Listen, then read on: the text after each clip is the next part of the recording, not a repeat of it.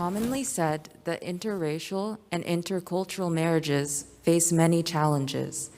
What is Ahmadiyyat's view on interracial and intercultural marriages? You see, if there are interracial and intercultural marriages, that's good. But both sides should be very much tolerant. The thing is that Holy Prophet ﷺ says that before you choose any match, you should try to choose somebody who is spiritually good, who has good religious knowledge, right? And a firm and staunch Muslim.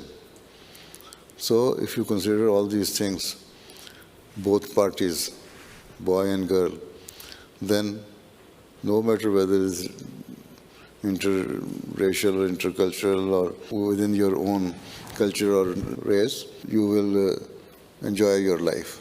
And always keep in mind that nobody is perfect. Everyone has some shortcomings in them.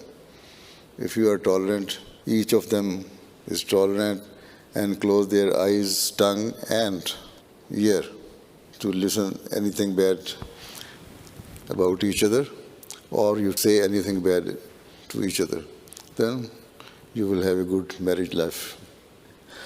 If different cultures are joined together in Ahmadiyya, then that will be a very good Ahmadiyya environment. And that is what we should try to create.